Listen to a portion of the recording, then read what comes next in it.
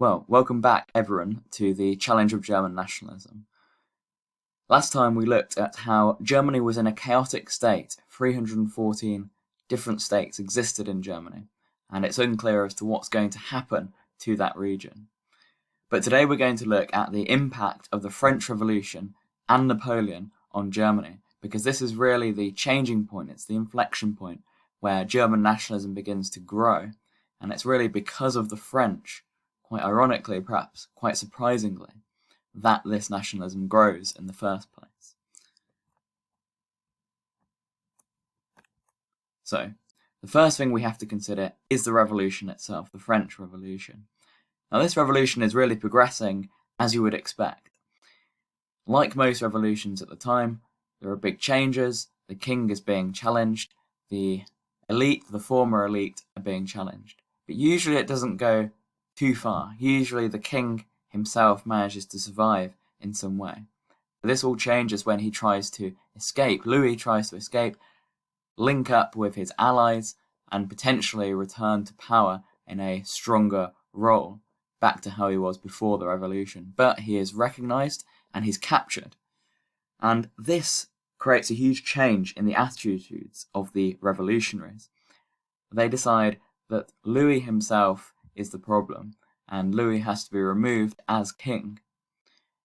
And this opens up the revolution to being much more radical and, of course, republican.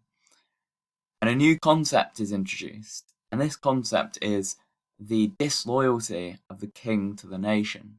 Before your loyalty comes to the king, it is the kingdom, the king's domain. You are loyal to him first. But now people start to think of loyalty to the nation first. And even the king then himself can be disloyal to the nation. And this new nationalism, the nation above everything, is one of the key consequences of this French Revolution. This does not sit well with the nations or states around France. They are all monarchies. Most of them are absolute monarchies. And they cannot stand this new nationalism, which puts the nation above the king. The king must come above everything, according to them. And so France is attacked on every single front. They are in an extremely difficult situation, especially following the execution of the king. But one man comes to the rescue of the new French Republic, and that is Napoleon. And he pushes back the enemies of France, the enemies of this new nationalism, and so much so that he ends up as the master of all of Europe. We can see here the territories ruled by Napoleon. And Germany, of course, is one of the principal areas of rule by Napoleon. And we can see that part of Germany is annexed directly, taken into France, the new French Empire that Napoleon will create. Part of it is puppeted, made into a puppet state. Other parts are forced into an alliance, like Austria. But this is a moment of humiliation for Germany, of rule by a foreign power. And this will remain in the minds of Germans for over 100 years, and it's a great resentment to them. Napoleon, of course, will crown himself emperor in 1804, and thus become the emperor of this new Europe, and in a sense then, the new emperor of the Germans. There are some big consequences of the French Revolution. The first one is religion. And remember that these consequences are not just impacting on France, they're impacting on every nation of Europe, because Napoleon has carried the ideals of the French Revolution across into those states, including Germany. Religion is impacted. People are no longer listening to the authority of the church as they used to. In France, for example, they even replaced the dates of each year from naming them after saints to naming them after agricultural products. So much so was their disdain for religion. And this carried across into all the nations of Europe. The structure of society was also changing at this time, as people no longer trusted the nobility, the aristocracy, to tell them what to do. And again, not just France, but in every state. If you're a German living in one of these small states, you don't think anymore, I'm loyal to the prince. You think now, I'm going to listen to what the German nation believes, the people believe. And so the nobility, again, is being challenged. These two traditional aspects of life who had the rulership, had the control, are now being acted against. The religious authorities, the church, and the nobility. But most importantly is the rise of nationalism. And this, again, creates that sense of the nation above everything else. The nation above your small little state. The nation above your region. The nation above the king or the prince. Germany über alles is the phrase. Germany over everything. The nation should come first. And so this spreads all across Europe and is the most important consequence of the revolution, even though perhaps it's today a more overlooked one. So let's just think, how did Napoleon get into this situation? What's happening in Germany specifically? Well, Napoleon defeats the Austrians, the primary German power, at Austerlitz in 1805. He then also defeats the Prussians at Jena in 1806. And the King of Prussia has to sign a peace treaty, very humiliating, which reduces Prussia really to a vassal state of the French. And so this is a humiliating moment for the Prussians who have prided themselves on their military strength and victory over the last 70 or so years. They are now reduced to this little vassal of France. So Prussia at this point really overcomes a sort of existential crisis in what it is and how it allowed itself to get into this state after such great success. So with Prussia occupied and with Austria subdued, the weak collection of German states, these 314 states, couldn't do anything against Napoleon, and they folded immediately. And so Napoleon sets out cleansing the German organ stables, in the words of Karl Marx. He believes that Germany needs to be sorted out, it needs to be cleaned, because it's been in a terrible state for so long. And the first thing he does then is get rid of the decrepit Holy Roman Empire. The Holy Roman Empire has been this disaster which has been holding back the development of Germany and making it so disorganized in many ways. And so he abolishes it in 1806. He does consider maybe making himself the emperor of the Holy Roman Empire and replacing the Habsburgs as the ultimate sign of his victory, but he decides against it, perhaps realizing how weak the HRE really was.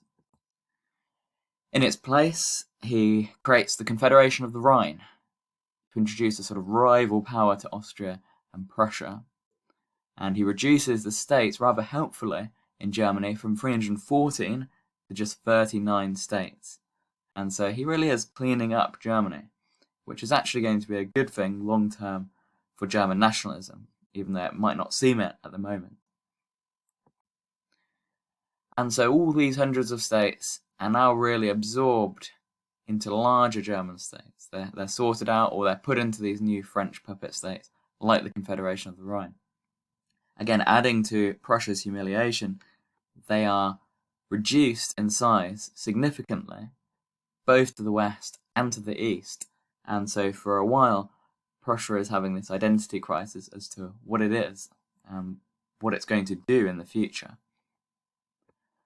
We might want to think, what's the most negative point from a German perspective? If you're a German citizen, what's the most offensive thing about what's happened? Well, I think the top thing has to be the annexing of German land by France. Directly taking that land away is the ultimate insult to Germans. The next is the creation of the Confederation of the Rhine. Now, it's not quite as offensive because you're not directly taking territory, but in a sense you are, and you're making Germans subject to French rules, or at least French puppets. It's still very humiliating. The reduction of Prussian lands is more of a Prussia problem than an all-Germany problem, but it still shows how even the big German states are going to be pushed around by Napoleon. Finally, the end of the Holy Roman Empire, that's really a good thing for Germans because the HRE has been holding back the development of Germany and the German nation state.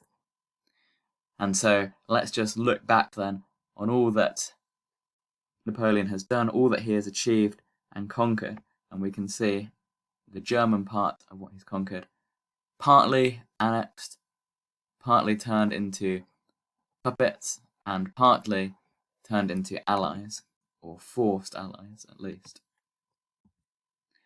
And I think this is a really great quote from Martin Kitchen in the book A History of Modern Germany to summarise what Napoleon did and what his influence was. He says, "The old German Empire was destroyed by blood and iron, just as some 70 years later the new empire was to be created by the use of force." And it's so true. Napoleon destroys this old, decrepit First Reich, the First Empire of Germany. And exactly the same thing happens in reverse 70 years later, where Bismarck, through his blood and iron policies, creates the new Germany, the Second Reich. And this destruction of Germany at this point, although humiliating for Germans, is really necessary in order to bring about a new Germany and a real German nation state. So Napoleon may not realise it, but he's actually almost creating the ultimate enemy of the French for a century to come. Now obviously German people are pretty angry about what's happening, but there are varieties. And we might want to think, how would we react if we were the average German citizen at the time? How would we react to French domination? How would we react to just our own nation being occupied? It's been a very long time since Britain has been occupied by a foreign power, but what do you do when you're occupied by a foreign power? Well, really, there's three ways you could react to it, and we're going to look at three of them in terms of how the Germans reacted to French domination. One is the most obvious, which is opposition. You fight against it, you oppose it. Two, you might collaborate, you might support the enemy. Maybe they have something good, maybe there's something we can learn from them. Or three, you might track the middle route, synthesis. You might support a bit, but you might also oppose, somewhere in the middle. So let's start by thinking about German opposition to French domination and rule. Well, Austria tried to lead the opposition to French domination. Count Philipp Stadin, Austria's first minister, tried to mobilise this sort of popular German sentiment to inspire a war of liberation. He tried to say, we're all Germans, let's come under the banner of Austria, and together we can push the French out. But it didn't really appeal to many people. The people did not rise up, they didn't come to the banner of Austria to assist, and very few German states would actually turn out to support Austria. And they were defeated, again very humiliatingly, in 1809, and were forced to become even further allies of the French and Napoleon, so much so that Austria seeks to appease Napoleon, who marries the Emperor of Austria's daughter. So they're becoming directly connected now to France. Very humiliating. So that's a failure, first of all. The Tyrol, an area annexed by Bavaria in 1805, did cause the French some trouble.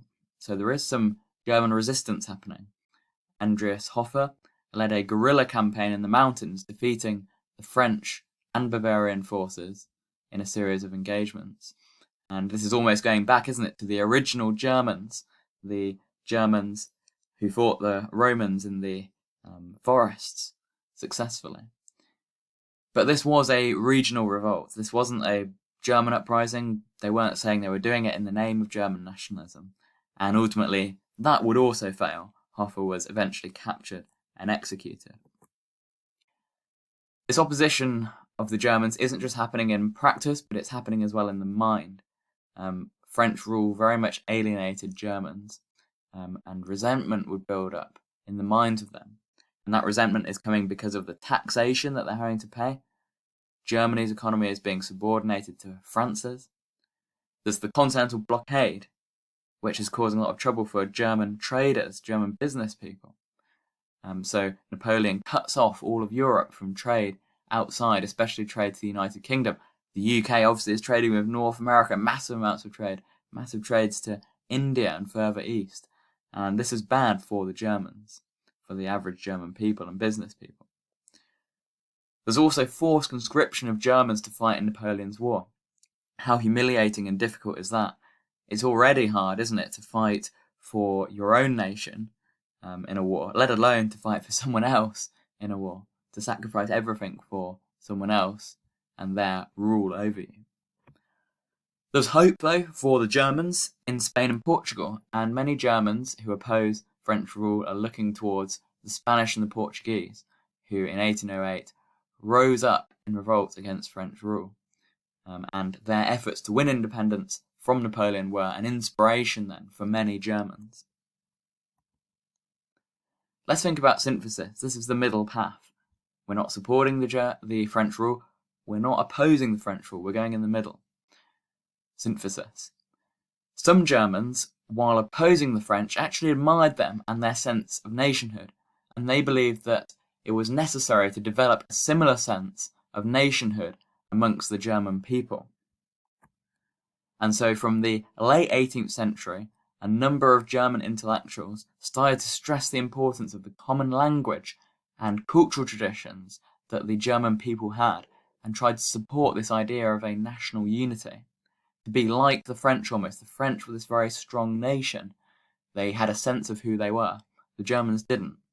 But these German philosophers, Herder, Fichte, Hegel, believed that could be developed amongst the Germans.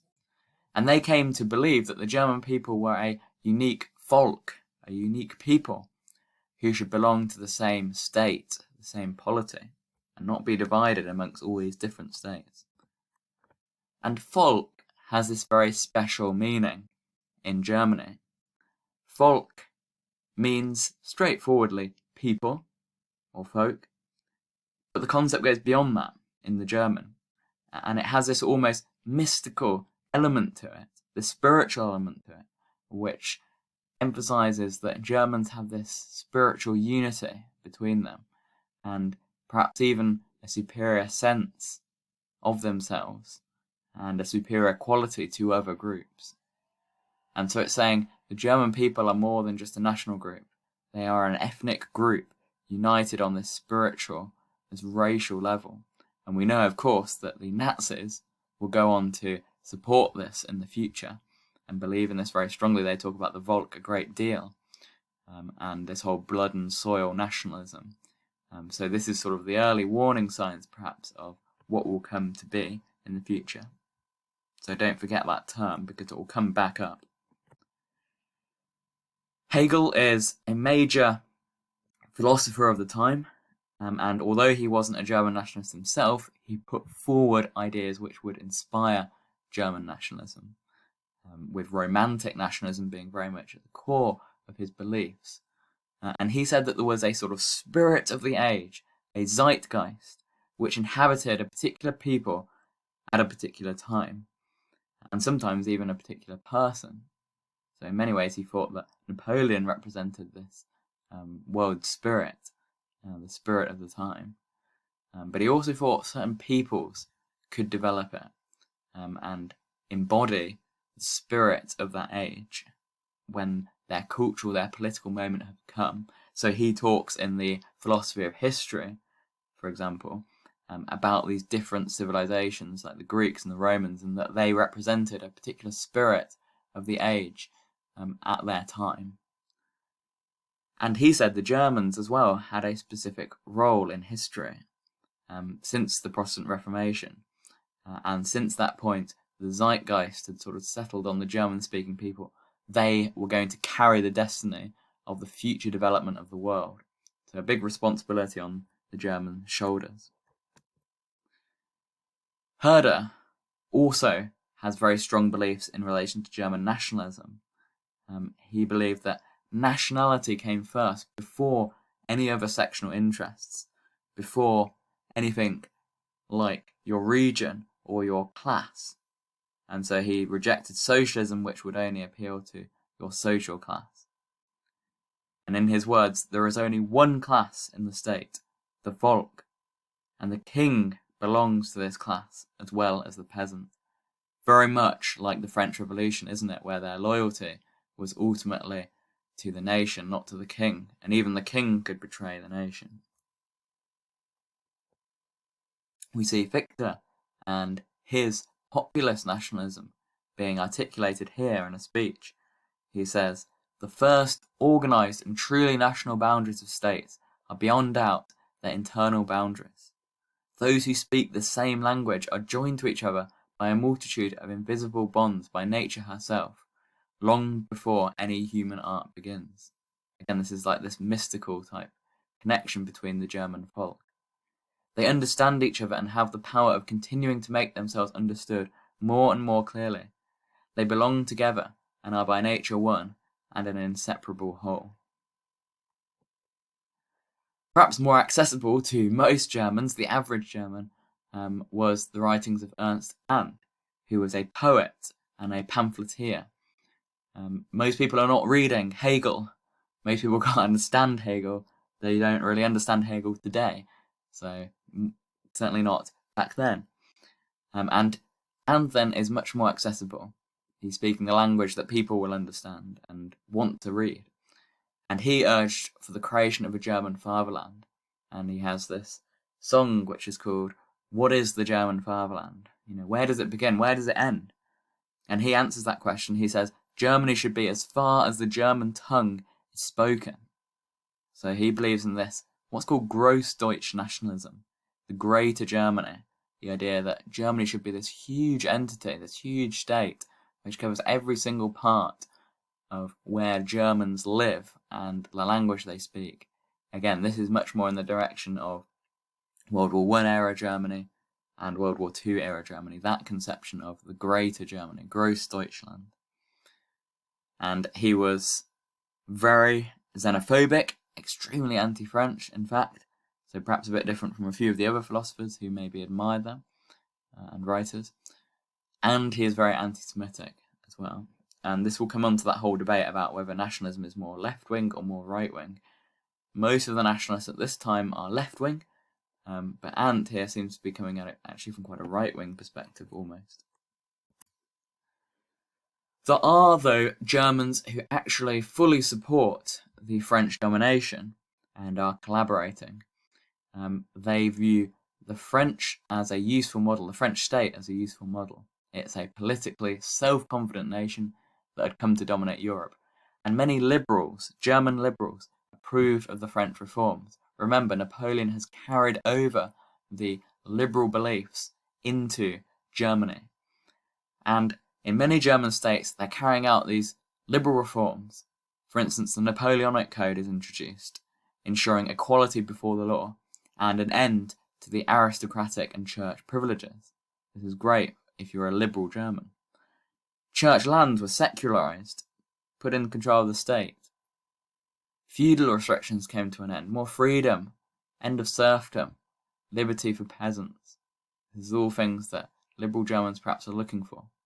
And what the liberal Germans will really like, because most of them are middle class, is the increased middle class involvement in government and in administration. In the past, the sort of administration, the bureaucracy was very inefficient because it was often led by aristocrats who had very little background in doing that and were not necessarily the most talented. These middle class bureaucrats are in fact very talented, and it's a meritocratic system, which is positive for the development of the bureaucracy. So a lot of Germans think this is great. Napoleon is doing a lot of good things for Germany. He's reorganizing the German states. He's making it more liberal. These are positive things, and we should really support him in doing that. So we've thought about support, opposition, and synthesis. Overall, though, really most Germans are not too favourable towards it. They see this as a foreign occupation, even though the concept of being German still hasn't fully come into place. But they are aware that this is a foreign occupation.